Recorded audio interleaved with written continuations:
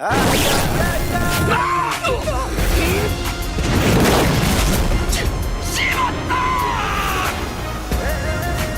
say that death is cheap in anime, especially a lot of shonen series. However, some characters just have immortality as a power. Talk about the greatest power of them all. Or is it? After all, immortality can be a curse in itself, as we'll be seeing soon enough. For now, here are some of the immortal characters that I find cool, charming, or straight up charismatic.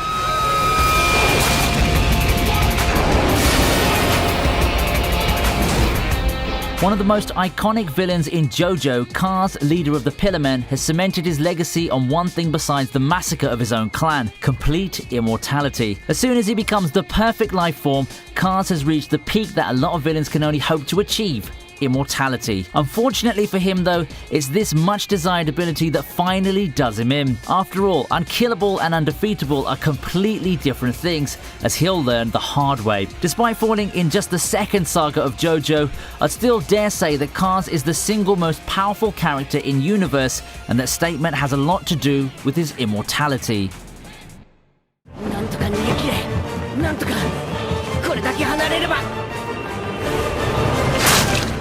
Next, we have Demon Slayer's demon predecessor, Muzan. For anime-only watchers, there's surprisingly little that can be said of Muzan. He had his famous first appearance where he looked like Michael Jackson, and his second one where he appeared as a woman and did the classic villain cliche of killing his own minions. Muzan's an outlier in this list, and he's actually not immortal in the literal sense of the word. For one, he was nearly killed sometime in the past, and two, he remains afraid of the sun. Given how hard it is to actually kill him and his longevity, he might as well be treated as an immortal villain, one that poses the biggest challenge to the Demon Slayer Corps so far. We haven't seen that much of Muzan from the anime, but trust me, when we get to the inevitable next season that covers the future arcs of the manga and Muzan's backstory, you're going to be in for a world of surprise. Just for a little hint without spoiling you guys, let me just say that it's physically impossible to kill Muzan with the traditional Demon Slayer methods.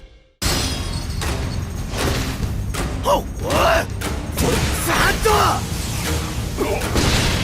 At number 8, we have one of the 7 deadly sins. It's Ban. Some of the toughest and most badass characters come with the most tragic backstories. While I won't say that Ban's is the most tragic of them all, he sure has one hell of a background to introduce. Once a bandit who sought immortality, Ban would set his sights on the Fountain of Youth. A run-in with the Fountain's guardian, Elaine, would cause the two to develop feelings for each other. Alas, happiness doesn't last long for Ban, and a demon attack would lead to Elaine's sacrifice. She grants Ban the immortality he long wanted while sacrificing her own life. I guess living forever sucks when you now have to deal with that kind of emotional baggage. But luckily for him, he meets Meliodas and joins the 7 deadly sins. With new adventure on the horizon, redemption could be at hand for Ban.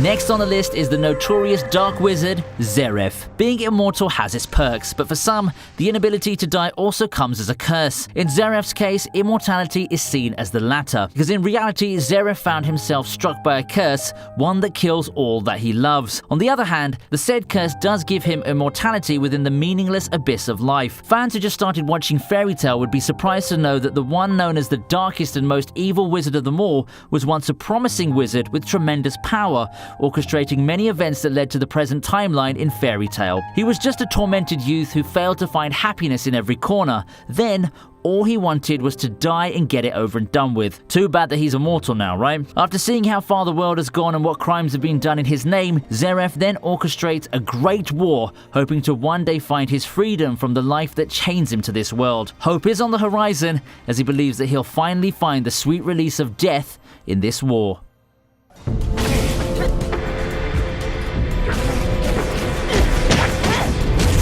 Here's someone you didn't expect to see on this list, right? Everyone's favorite lolly vampire is here, and she can pack one hell of a punch. At full power, Kishore is by far the most powerful character in the series, and she has had a lot of chances to show off her power in the entire Monogatari series. How could you match a vampire girl capable of literally ending the world on a whim, then finding herself alive when it's all said and done? Kishore's a character who got tired of life and tried killing herself, but of course, that didn't stick now, did it? However, in her more popular iteration, she mostly hangs around Araragi and acts as the series' resident legal lolly. She's over 500 years old, okay?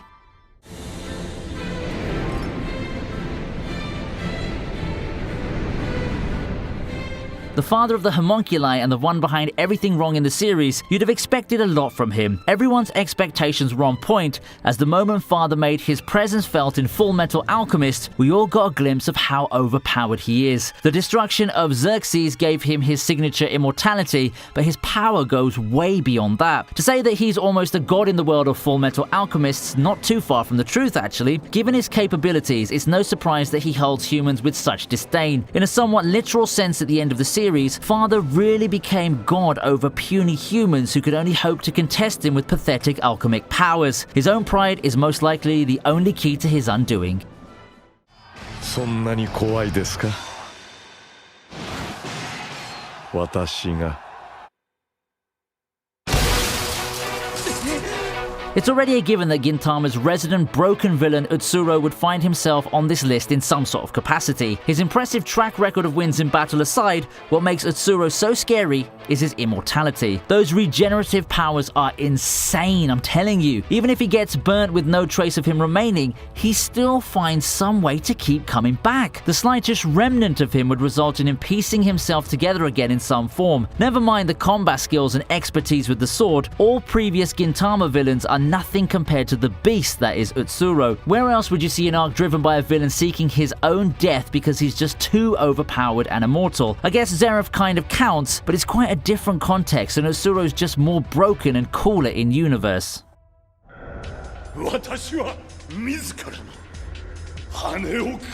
Alucard's not your everyday vampire. With him probably being the most overpowered and broken anime vampire there is, it would be more accurate to call Alucard a force of nature. The Blood Knight vampire that lusts for battle has remained one of the most enduring characters from the 2000s thanks to the cultural impact of Hellsing. In addition to his unique vampire powers, Alucard of course has some stock powers such as transformation. One of those is the classic vampire immortality, only that his version is extreme enough. Few can match Alucard's regenerative capabilities, as much like Utsuro, blowing him to bits will not stick at all. There really is no way to kill this monster. Along with his other powers, that kind of immortality is enough to give Alucard a high spot on this list. The only reason that he's not at the top is because his charisma is bested by just one other character in shonen anime.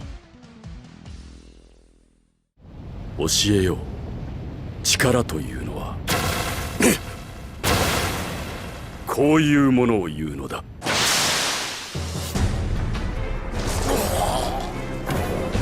How could we have a top immortal characters list and forget one of the most popular mainstays and most charismatic villains in Bleach? Ambitious, driven, and manipulative, Aizen has made a name for himself as one of the most influential anime villains in the 2000s. While I think that a part of Aizen's staying power in the series stems from his cunning and raw power, what brought him completely over the top is his immortality thanks to the Hogyoku. Look at it this way, even if his body were to be completely eradicated, as long as the gem exists, Aizen would be brought back to life stronger than ever. Removing the gem from his body also doesn't work. There's just no way actually around his immortality. You cannot kill him. All you can do is try to contain him and pray that it sticks. But given how thorough of a chess master Aizen is, good luck with that anyway. Aizen finally got his wish of standing tall at the top by beating out 9 other contenders for the title of the best immortal character in anime. And that more or less wraps it up. Looks like death really is cheap in the world of anime, huh? Just how would you game plan for fighting these guys in a battle to the death? As usual, like and subscribe for more videos like this and hit the bell button to make sure to get all the notifications and be the first in line for the next video. See you guys for the next one.